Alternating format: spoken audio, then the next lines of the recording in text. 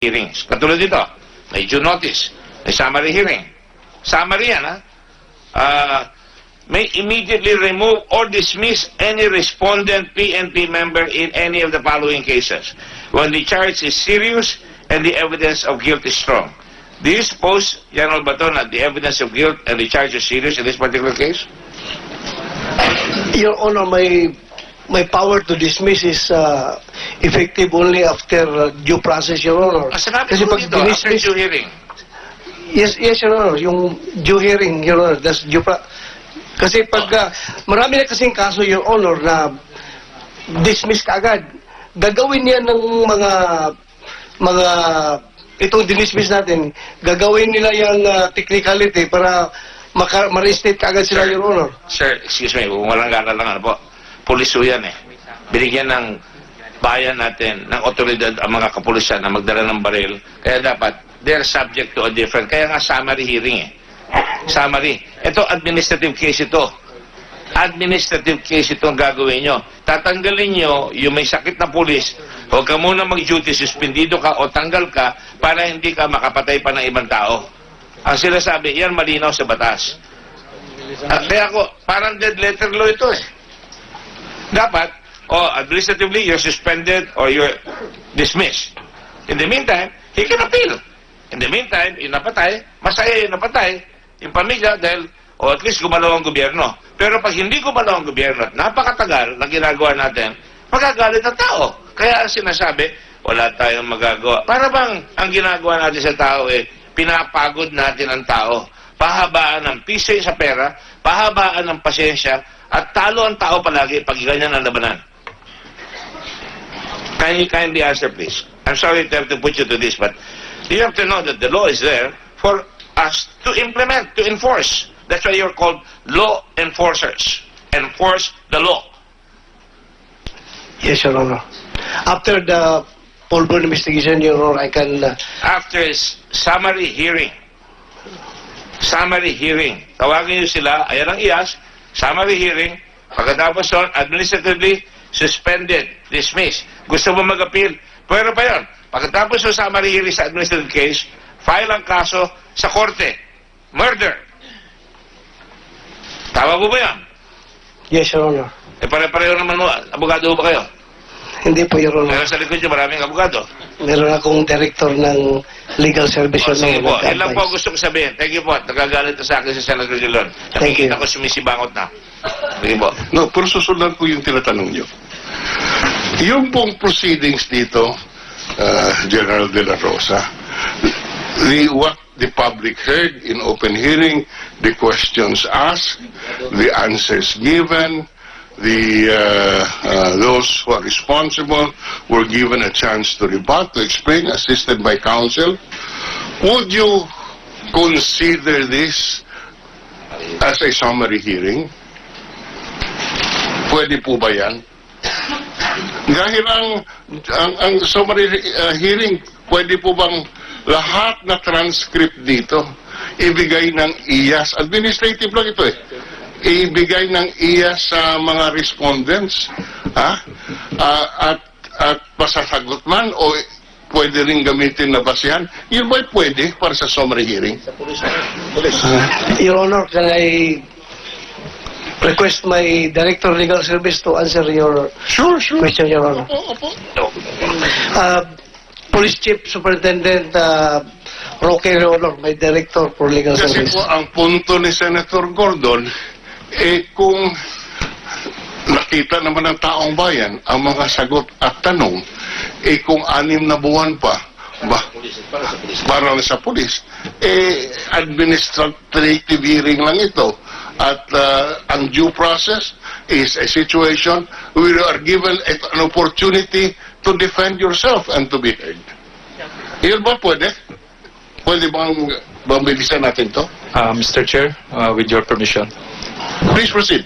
Yes, sir. Yung pong binanggit ninyo na yung ating proceedings na ito sa... You're under the same oath, Yung last time. Na-administer ka last time, di ba? The last time po, sir. Yeah. Sige. Sir. At this point, they are still allegations. So we will still have to give the respondents the opportunity to submit their counter affidavits. Your Honor. Allegations. Sir, but during dependency of the The testimony under oath are not mere allegations. This is already proof. This is evidence. yes, Your Honor, I understand po. But we will still have to give the respondents the opportunity to Due answer. process. Yes, sir, to answer the allegations or to answer the claims. That is what you call due process. Yes, sir. Si Mayor Espinosa ba nabigyan ng due process? Nung binaril ba siya doon sa kulungan sa provincial jail, may due process ba siya?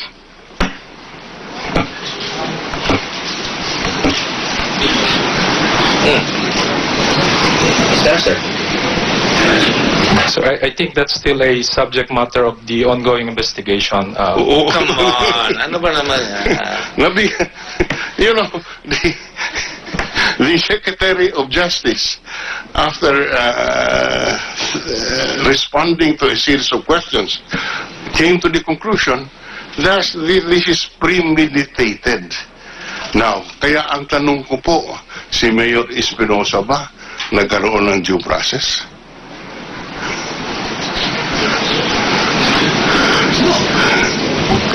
Given Ako meron akong tanong, Senator. Sige, sir. Do you believe, based on what you heard, based on the statements, based on all the documents presented dito, I'm sure meron din kayo kopya. Would you believe na merong preponderance of evidence? Because we're talking of the administrative case lang, ha? Would you believe that there is preponderance of evidence? yes, Your Honor, given the testimonies and the documents presented at this point, Thank you. I believe there is. Sige. So, may we know when the matter can be decided administratively with due process, even if the deceased, Mayor Espinosa, obviously did not enjoy the same privilege? May we know that the rough timetable? Your Honor, since you are the EAS, we have with us our acting chief of the Legal Affairs Division to answer this question because she's the one handling the summary hearing, Your Honor. So, yeah, okay, so she's the one who can answer. Because we will hold you to this. That's the reason why Senator Gordon asked those series of questions, because we want to hold you to a timetable so that precisely our public can have the public's faith in our justice system can be restored. Kaya nga po nagkakaganito, there is a feeling of impunity because walang reaction sa publiko. At kung lalo pong mababaon ang tiwala ng taong bayan, kung sa susunod na taon nyo pa, isang taon pa ito bago madesisyonan. That's why I'm asking you the question. When will you decide on this case? After due process. Good afternoon, Your Honor. I'm Attorney Shaila Ojano Castillo, Your Honor. Your Honor, we conduct summary hearing proceeding, Your Honor. We let the parties Have you submit. taken your oath? Have you Ay, taken? not yet, Your Honor. Not yet. That's Can the my Committee first time. Secretary please? Yan. Let's speed them up. Do you solemnly swear to tell the truth, the whole truth, and nothing but the truth in the Senate inquiry? Thank you. If I may, Your Honor. Can you identify yourself for the record? For the record, Your Honor, I'm Attorney Shaila Ojano Castillo, Your Honor, the Acting Chief Legal of Internal Affairs Service, Your Honor.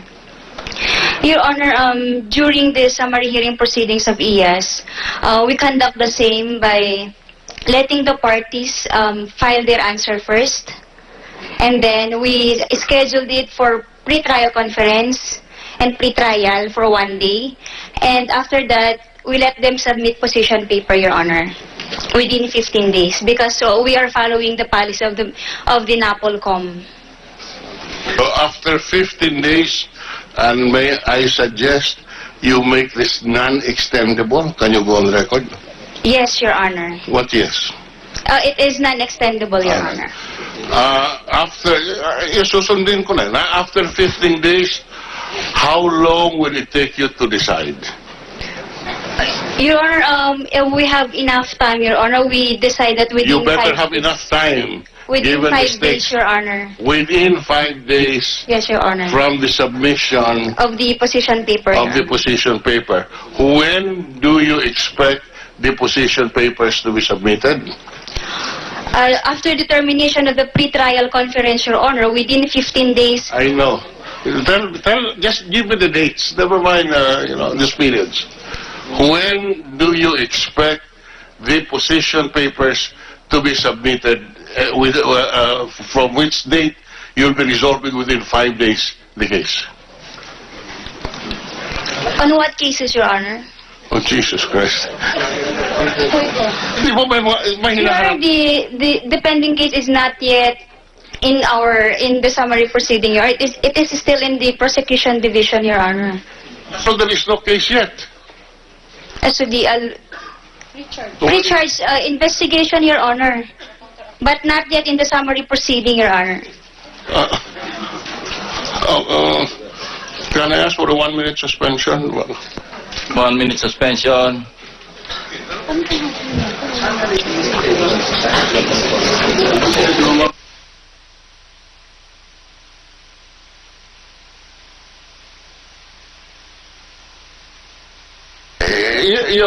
Can we resume? Hearing is resumed. This is the first time that a summary proceeding sounds like a full trial in a court of law. Answer, pre-trial, lahat na. So, saan ang summary proceeding dito? Alam ko may summary killings, pero hindi ko alam na ganito rin pang summary proceeding. Yes, Panyera, what's the answer? Your Honor, the case is still under pre-charge investigation, Your Honor. Who is in charge of the pre-charge investigation? The prosecution division of IAS, Your Honor. Who is the prosecution division of IAS? May I request, Your Honor, the RIAS 8, Your Honor, to answer that because we are in the national. Your Alright, Honor. sige. Sino? Sir Ongkaiko, Your Honor. Who? Officer Ongkaiko, Your Honor. Sige. Can you be under oath so that we will hold you to your statements? Sir, Sige. Can you stand up, please, Sir and take your oath? Ongkaiko, may I request Tapos you na to po, please ma'am. stand? Tapos na kayo. Sige. Sige. Just for the record again, your name is? Police Superintendent Ongkiko po, sir. Police Superintendent Ongkiko. You are head, or you're in charge of the... Sir, I'm the acting director of RIAS 8. Okay, now, you're in charge of this case. Yes, Your Honor. What is the first thing that you have to do? Sir, as far as RIAS is concerned now, we have already through with the motu proprio investigation. Okay. So, the case now is elevated to pre-charge investigation. And we are now ready to furnish a copy the respondents of for their to submit. Pre-charge investigation. Yes, Your Honor. May investigation na kayo, mayroon pang pre-charge investigation. Yes, Your Honor. Tapos pagkatapos ng pre-charge, After the pre-charge, sir, we will now go to summary hearing proceeding. summary hearing. And then after that, may summary hearing na naman. Wala na po, sir. Hindi, doon sa kanya eh. Sa ano yun? Ano yung... No more, sir. Ha? After the summary hearing proceeding po, we will submit for the result of investigation. Resolution, yes. Which, where? To the disciplinary authority po. To the disciplinary authority. Yes, You po. can make a recommendation na Yes. whether to dismiss the officer or to acquit him. Yes, Your Honor. To whom do you submit that? To the disciplinary authority po. Who is the disciplinary authority? The Chief NP. All right. When can you submit that that recommendation? Given all the circumstances, Within 30 days po, Your Honor. within 30 days. Sige lang. So, within 30 days, meaning by December 23? Ha? Pasko na yun eh. Ha? Sa Pasko. Ha? Yes, Sa Your Pasko, magbibigay kayo ng recommendation nyo. Yes, Your Honor. And how many days must it be acted upon under your rules? Ano? How many days that it will be approved by the disciplinary, he's given 30 days, Your Honor, to act on our recommendation. Okay, wala na yung mga... So, what about those position papers? We are already done with that if we're done with the summary hearing, Your Honor. But currently, we are with the pre-charge investigation. Once we submit our case to summary hearing, Okay. it will be for resolution. And the resolution, together with the recommendation, will be submitted to the disciplinary authority. And that we will be- commit, Your Honor, to submit the same within 30 days from today. From today? Yes, Your Honor. From today. Yes, Your Honor. All right. So that by December 23, you will submit it.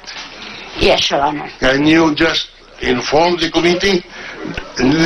Don't give the committee a copy of your recommendation, but a statement under oath that indeed on December 23, you have submitted your recommendation. Yes, Your Honor. I commit that, Your Honor. I hope you don't mind these questions because the reason for all of this is happening is that the people have lost faith in our justice system, and this is part of our justice system. And if we keep on delaying this, mawala ng tiwala lalong taong bayan sa ating sistema ng justisya. Ngayon, talking about the justice system, babalik lang ako doon sa whether or not a lawyer was assigned, was present. Was Mayor Espinosa assisted by counsel or was given... We're giving you additional, 2 or 3 minutes more. 1 minute. That's my term. That's your time. Okay. That's okay. He's on a good point. I know. No problem. I'm not complaining. please proceed. But I'm waiting. But you two guys also interrupted me. Of course, we're the chairman.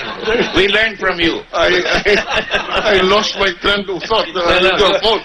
No, I am entitled to... Please proceed. Your time is being charged. Okay. No, I'm just kidding. Was Mayor Espinosa given counsel or informed that he has right to counsel? The judicial affidavit does not so indicate. But on the other hand, the judicial affidavit of Kerwin clearly indicated that on questions 4 and 5 that he was being assisted by counsel. Was the same was Mayor Rolando Espinosa given the same information and and counsel? Who can answer that? Chief Inspector Espinido, sir. Oh, Espinido. Yes, sir. Huh? Before Mayor Espinosa, sir, nag-sign sa harap mismo ng provincial prosecutors natin sa Tacloban.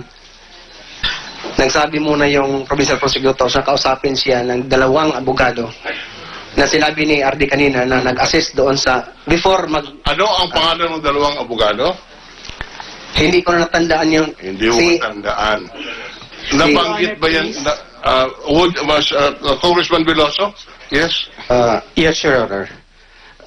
The problem really with these police officers is that they think that giving a witness at the time of subscription under oath before a prosecutor, a lawyer, that already satisfies the requirements under Article 3, Section 12.1 of the Constitution. Remember that that provision of the Bill of Rights is an injunction against the state. Yeah. Kalaban mo dito ang pulis. Mm. Ang pulis ay hindi mo pwedeng gawing abogado. In the judicial affidavits involved, pakitingin lang po, the judicial affidavit of August 24. Ang sinasabi dito, the person examining me is PO1 Harold Higanto, who conducted the examination. But the judicial affidavit rule provides in Section 3B, it shall contain the following: B, the name and address of the lawyer who conducts or supervises the examination of the witness. Kailan ba itong si ganito naging abogado? Okay, yeah. Apart from that, hindi ko po alam na ang provincial prosecutor ay ang tamang abogado na magiging abogado nung nasasampahan ng kaso. The duty of the provincial prosecutor is to prosecute. The principle of having a lawyer assist the accused is to make sure that he has an opportunity to have fair play and his rights are protected. I cannot understand why a provincial prosecutor or a prosecutor for that matter will act as counsel for a prospective accused. Mali po yan. Correct, Your Honor. And besides, the last sentence of that provision in the Constitution, Section 12, Paragraph 1 says, this right cannot be waived. So hindi mo pwedeng palitan ang abogado ni Mayor Espinosa by a police named Giganto at dito sa supplemental affidavit by another police officer, P.O. to Rodolfo Vasquez. Talagang sinira ang constitutional rights ni Mayor Espinosa. Can we have the Secretary of Justice express his view on this point? Well, it's in connection with the due process, with the Constitution. Compliance with the requirement of counsel of due process. Was due process complied here? Well, the counsel must be the counsel of the Of choice. choice of the respondent, and nobody could give a counsel to him until and unless he was given such opportunity. It was only when the respondent rejects it, and perhaps he could supply the counsel of by the government. And of course, it is totally improper for a prosecutor to act as counsel. Definitely for the accused. Yes. Is that, Definitely. it's unusual. Well, it's not unusual. I think it's illegal. You must appear only for the government. It's illegal. Very good point. That's why we're just wondering. Okay. Just one point with the permission. Just isa na lang. Okay. Oh. Oh, very good point, sabi ng chairman. Oh, sige nga. Oh, now.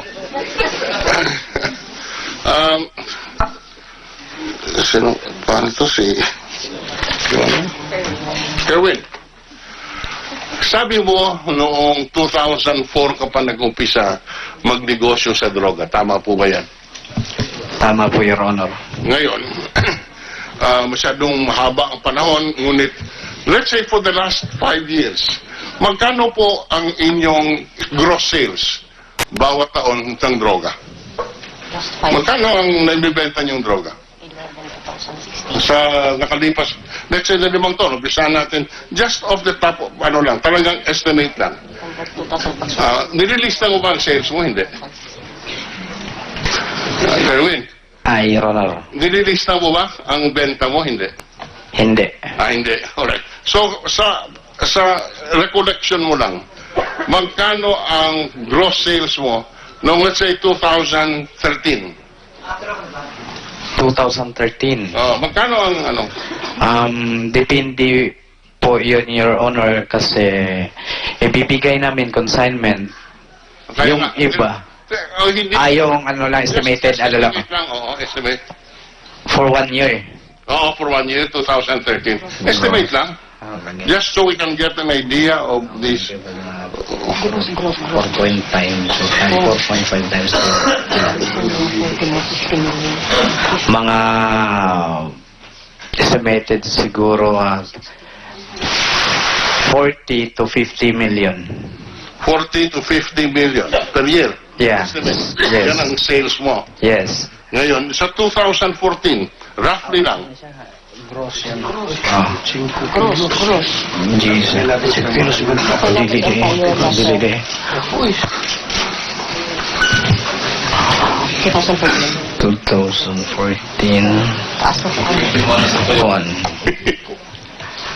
Wala pa yung payola. Just gross sales. Oh. Magkano benta mo nun, yun? Yung gross niyan siguro mga 50 to 60, wala pa yung payola. Naman, kay gross sales, wala yung payola. Expense yung payola, hindi ba? Okay. Sorry po, Your Honor. Ngayon, sa 2015, mga ganun din, o Tomas? Mga ganun pa rin, Your Honor. Okay, mga 2016, ganun din, o Tomas? Hindi ko na makomplito po yung 2016 kasi umalis na po na ano lang, yung ano lang, just estimate, hindi naman rate lang.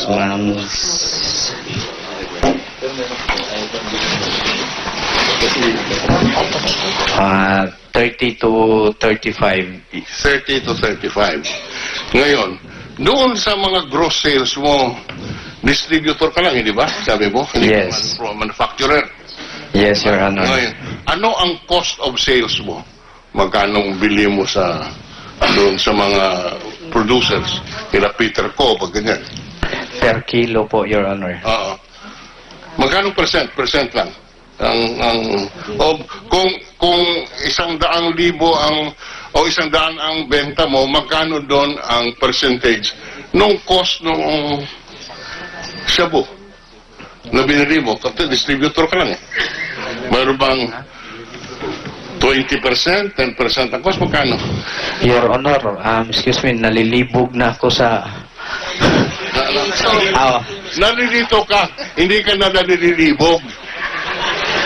Bisaya. Ha? Bisaya ka Mr. Chairman, nalilibog sa Bisaya is nalilito. Nalilito ka na. He's confused. Sige, alright. Now, my point is, alright. We can forgive him. Okay, He's my kababayan. siguro, ano na lang, just a straight question. Kung magkano ang kinikita mo, kung ang sales mo ay 50 million, magkano yung neto sa'yo doon? Sa 50 million siguro nasa kalahati. So, 50%, 100%, in other words, kung kalahati, 50%. 50% ang tubo mo. Kita. Tama po ba? Oo. Opo, Your Honor. Magkano ang SOP mo dyan? Sa 50, let's say, 100 million ang sales mo, 50 yung gastos mo, doon sa 50%, magkano ang SOP mo? Ang pambayad sa pulis, ganyan. Yan, gas. Pwede, meron din siya. Distributor lang siya. Yung meron siya raw materials. Cost of sales. Hindi, kaya magkano? Just to give you an idea. Just this last question. Sa 50 million, Your Honor, may 20 plus ako na payola. Okay. So, 20 million plus na payola. Opo, Your Honor. Okay. I see. So, doon sa kinikita mo 50 million or 50%, hindi mo nire-report yun sa income tax mo, no? Tinatanong po kita, ikaw ba, ano lang, just for the record, hindi ka nagbabayad ng buwis dito. Objection, Your Honor. What? The witness has to be appraised of his rights. It's right against self-incrimination. No, for all you know, the answer is no. I don't do it. May mga legitimate business po din ako. Sige, thank you very much. Thank you po sa interruption ni Senator Gordon.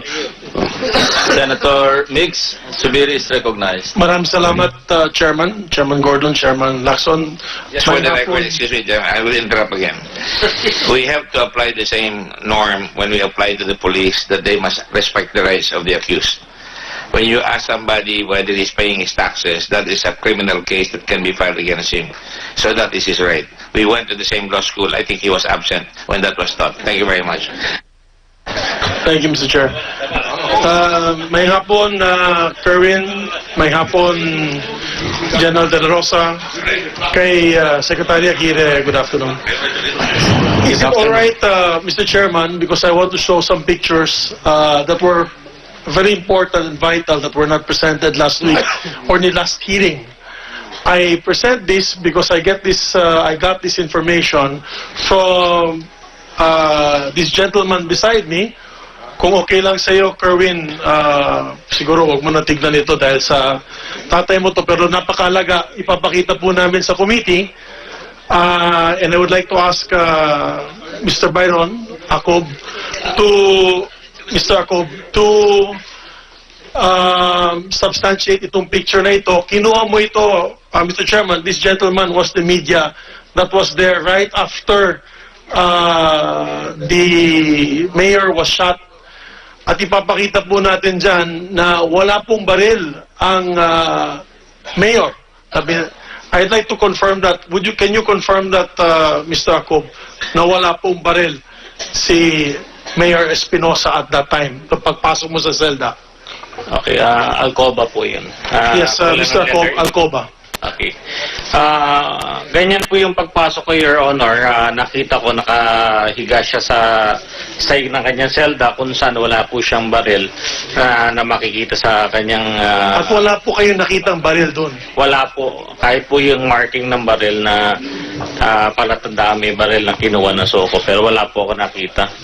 So walang baril. You can confirm that in substance? Opo, wala po ako nakitang baril.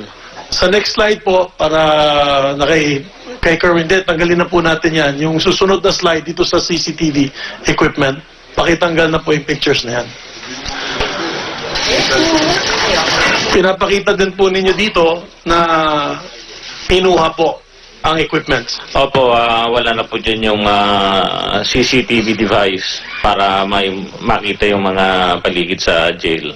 So this confirms what the jail warden has said na tinanggal po ang mga CCTV equipment. Hindi ko lang po nakita kung tinanggal, pero ganyan na po yung inabutan ko. Dito sa baril, I do not know who to address this to the Chief PNP. Hindi pa po na-check yung serial number ng baril na pong nahanap or allegedly nakita po kay Mayor Espinosa, because it can easily be traced. I believe the same serial number of a firearm of similar nature was surrendered by a gentleman from Region 6, a certain Juni Crispo. Nagulat po siya dahil yung serial number na pinalabas doon sa Super 38 ay pareho sa kanyang serial number na Super 38 at siya po ay sumurrender sa CIDG 6. Dala po ng 45. It was 45, hindi po na Super 38. So, hindi ko po alam. It just goes to show na it's a bit fishy yung nangyari dito sa baril na ito na isama doon sa bangkay, allegedly, no, used in the shootout. Pero sa lumalabas po sa pahayag ni Mr. Alcoba na wala pong baril nakita niya, wala po siya nakitang baril at that time. Dito sa hard drive, General, maybe it's best that you dig deeper into this together with the Department of Justice to really see if there is telltale signs of cover-up dito sa pagbola ng CCTV, Your Honors. May we know if the committee invited the other media man that was mentioned na kasama po, Mr. Chairman? Mr. Chair? Gusto po lang natin malaman kung yung isang kasama po na media man na sinasabi po ni Colonel Marcos na nakasama sa raid ay naimbita rin po. Si Mr. Mr. Caorte, Yul Caorte po, sir. Yulohyo, no? Yes, sir, Yul Caorte. Buhay pa po ba siya? yung- Buhay pa ba? O... Yung 45 po, sir, na match po doon sa nag-surrender na kamatch na serial number, yung caliber 45 po yun, sir. May civilian na nagpakita na meron siyang the same serial number. Nakita ko po sa TV yun. Ngayon, parang nangyari, dinuplicate po yung serial number ng baril. Yes. Ayun. So, But Hindi po yung Super 38, yung caliber 45 po. pero yung nahanap ninyo is a Super 38. Yes po, katapos Supposedly. narinig ko po sa interview ni Mr. Riol Cortez kay Ted Filon na nung pumasok sila at nakita wala ng baril doon sa sahig dahil tapos na po yung pag-process ng SOCO, sir. Na-recover na po ng SOCO yung baril. Meron kasi ako nakitang litrato, Colonel, na before and after. Meron pong baril sa tabi ni Mayor, nakasulat pa yung chalk doon sa baril sa tabi ng kanyang kamay. At yan ay klarong-klaro na wala po dito. Hindi po ang CIDG po nag-process ng crime scene, sir. So, based doon sa accounts ni Mr. Riol Corte, nakita niya na wala ng baril dahil recovered na po ng SOCO. But I'd like to ask Mr. Alcoba, when you saw the body of Mayor Espinosa, was the SOCO already there? Had they processed the body? Tapos na po mag-process yung Ang tanong siguro, mga SOCO. sino nauna sa inyo ng SOCO na pumasok? SOCO po ang nauna. So tapos na yung processing. Yes, sir. Thank you. Pero marami pa ring lapses, Your Honor. Bakit naman tinanggal yun dun sa crime scene at ibinalik? At may drawing pa na klarong-klaro naman under these pictures that we saw earlier na wala naman siya dun. So, sayang General De La Rosa, wala po kayo dito sa last hearing. Dahil sa last hearing, napakaraming butas talaga ang lumalabas sa operations na ito na pag-raid nila kay Mayor Espinosa. So much so na pati yung PD po ninyo, yung RD, ay nabulaga. At sila mismo dito, in their testimony, hindi po sila makapaniwala sa nangyari na yun. As a matter of fact, the regional director was in Manila at the time, or was in Tacloban, at tinawagan siya ng alas 6 ng umaga ng media at hindi po niya alam anong isasagot niya dahil hindi niya nga alam na merong ganong klaseng raid. General. I'm sorry, Your Honor. I was with the official delegation, with the President in his official trip to Malaysia, Your Honor, during the time. Alam po namin yun, and we knew you were excused at the time because you were abroad at that time. Pero kung totoo nga itong lumalabas na napakaraming operational lapses, tapos kinonfirm pa na yun ni Kerwin, na may link silang dalawa at silang tatlo, the gunman, supposedly the one who shot Mayor Espinosa, and Mr. Marcos, the leader of the CIDG-8. Kawawa nga po kami dito, sir, kasi inalis kami, ilang oras kami nakikinig sa kanya, hindi pa kami nakakasagot po doon sa mga sinasabi niya. Well, Sana you po will get bigyan your po kami time. ng pagkakataon, sir, na masagot po lahat ng sinabi ni Kausapin Kerwin. natin may you address the chair? Please keep order here. Sana mabigyan po kami ng pagkakataon na sagutin po lahat ng sinabi ni Kerwin. Kasi one-sided po ang nangyayari dito.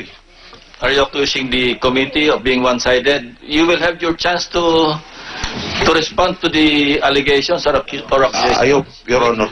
Salamat po. God damn. Yes, that's not in order, Mr. Chairman. The sagot ni... Sorry po, Your Honor. Hindi naman po yung intention ko po. Pasensya na po. Anyway, Mr. Chairman, kung totoo nga sinasabi ni Kerwin na may link ang grupo sa kanila, if there's an alleged link, of course, that will be answered later on if given the time to Mr. Marcos and his team. Ito'y nakaka-alarma, General. Kanina nakikita po kita ay talagang parang dismayado ka. Nalala mo yung unang pagpunta ko dito, yung ating unang hearing dito. Chairman De Lima pa ang chairman noon. I said to you and to the police force that we are giving our 100% support in the all-out war for drugs. Talagang gusto po kaming sumuporta sa kapulisan. Pero ang lumalabas po na yon ay marami din po sa inyong mga kabaro, hindi naman marami, siguro iilan, ang lumalabas na kasama sa katiwalian. You know, may kausap nga akong kaibigan, another police officer without naming names, sabi niya po sa akin, General, nawawala kaming pag-asa dahil hindi na namin alam, sir, kung sino ang kakampi at kalaban. Nawawala silang pag-asa. Kaya, napakabigat ang gagawin mong hakbang, General Espinosa, sa susunod na mga buwan. We are still, General De La Rosa, pastilan, kapoy na kung sigig hulat din eh. But my apologies, Chairman, to General De La Rosa. The next steps are very important. This is just a manifestation. I no longer will ask questions because all the questions were asked earlier. Ang akin lang is the next steps. Marami pong nakikinig sa atin ngayon, marami pong nagpapanood sa ating nagiging hearing dito sa Senado at sa Kongreso. Naalala ko po nung kami nung ipinasa po namin yung Dangerous Drugs Act. I was the author in the House in 2004. Senator Soto was the author in the Senate at the time, together with other several congressmen and senators. Nailagay po namin dyan yung parusa pag meron pong law enforcement agency na nagplant ng evidence or magkaroon po ng misrepresentation or anomalies during the course of the raid. Because at that time, we said, if you are caught with drugs, death penalty yun nung panahon na yun. So gusto po namin hatulan din yung law enforcement agency na ganung klaseng hatol dahil sila po ang pinasaligan. Yung sila po ang trusted, ang pinagtiwalaan po ng taong bayan na maging protectors ng tao na hindi po sanang inosente ang makukulong at mamamatay. Kaya, napakabigat po pag nalalaman po namin na meron po mga officers involved in shenanigans. As a matter of fact, 5 days ago, or was it last week, kami po ay nasa Malacanang kasama po ni Presidente, and we had a mini LEDAC. Ipinakita po niya sa amin, ganito kalaki, ganito kakapal, at alam ko po, nakita niyo na po ito, ganito kakapal na dokumento na nalalaman ng mga politiko, at nakakarami dun po, halos 3/4 ng librong yon ay mga law enforcement agents, both in PIDEA and the PNP. Now, my question is, Your Honor, we support you. Parang feeling ko, General, ikaw na lang ang pinagtitiwalaan ko. Ikaw na lang talaga ang pag-asa namin ng taong bayan. Because we believe in you. Now, the question there, General, is this. What are your next steps to clean up the ranks of the PNP? Naubos na lahat ng drug lord, General. We would love to know from you because we believe in you, General. What can we do to clean up the ranks of the law enforcement agencies, because we are one with you in this, to bring back the trust and confidence of the Filipino people with the judicial system and the Philippine National Police.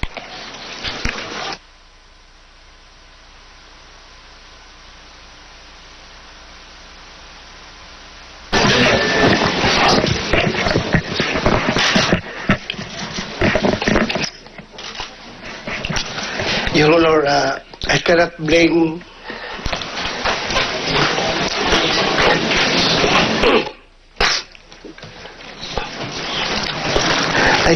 the public if they are losing trust and confidence to the police.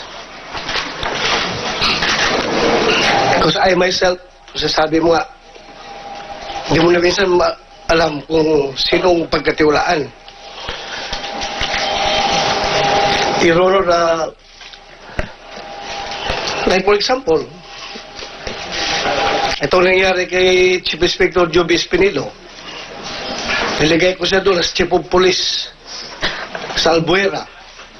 Because buong paniwala ko, kahit hindi ko siya personally kilala, buong paniwala ko na he will be my talagang siyang mapagkatiwalaan ko sa instructions na binigay ng Presidente na we will fight to the last yung we will really fight drugs even though it will cost everything, our everything. Tapos ngayon, here comes nga, andito si Kerwin, in-implicate siya, na nakatanggap ng pera. Minsan, Your Honor, pinapasadyos ko na yung sitwasyon namin sa PNP. Dahil, gusto ko sana ma-reform yung PNP. Because, mahal yung organisasyon namin. Pero, ako'y hirap na. But I will never surrender. Sabi ko sa inyo, if you survive playboard in the academy, sa PMA, you will survive the world. Kaya ko ito. Hindi ko ito urungan. Lilinisin ko ang PNP hanggat sa makaya ko. Hindi ko ito. Sinabi ko talaga, Presidente, Sir, hindi kita iwan sa laban na ito. I will be with you. Through thick and thin, no matter what. Ibubuhi, lahat ng kaya ko, gagawin ko. Pero, minsan, yung publiko po, hindi namin sa nagtitiwala, medyo nahihirapan na rin kami. Nahihirapan na rin kami na mag-adjust dahil sa mga pangyayari. But please, understand your honor na kami po ay tao lang. Yung mga pulis na yan, nasisilaw sa pera, dahil din yan sa kahirapan, nasisilaw sa pera. Pero hindi ko sinasabi na gawin natin yung excuse. Dahil ako ay anak rin na mahirap. Pero never po ako nasilaw sa pera. Sabi ko, mamatay man ako, hindi ko ipapalit yung aking serbisyo sa pera kahit na walang pagkain yung pamilya ko. But, sige lang, Your Honor, andyan na kami sa sitwasyon na yan. We will survive. We will survive. Kakayanan may. In the end, sabi ni Presidente, tapusin natin itong laban na ito. We have the complete 6 years. Sana hindi makudita si Presidente, hindi ma-impeach para matapos namin ito. We will do everything humanly possible para linisin natin ang Pilipinas, Your Honor. Hindi ako Superman. Ako isang ordinaryong pulis lang. Pero since nilagay ako bilang Chief PNP ni Presidente, gagawin ko lahat, Your Honor. Gagawin ko. Lilinisin natin ito. Even it will cost my life. Yun lang po, Your Honor. Ulitin ko po, correction ko lang po yung sinabi ko, Your Honor. Minsan may time na I don't know who to trust, kung sino na yung, kung sino talagang in or out sa drug business. Pero sa totoo lang, Your Honor, marami pa akong pulis na napagkatiwalaan. Marami pa po nagtatrabaho, marami pa, Your Honor. Kaya ganoon na lang ang tiwala ko sa sarili ko na kakayanin ko ito, Your Honor. Chairman, I just like to manifest. Kaya malaking paniwala po namin sa iyo. We believe in you, General. We truly believe in you that you can do it. You have our support. As a matter of fact, kami po dito sa Senado, we have filed several bills na doblehin, kung pwede, triplehin pa ang sweldo ng PNP. Dahil dyan nag-uumpisa, tama sinabi mo, General, nasisilawan sila ng pera. I apologize to have made you emotional, General. That was not my intention.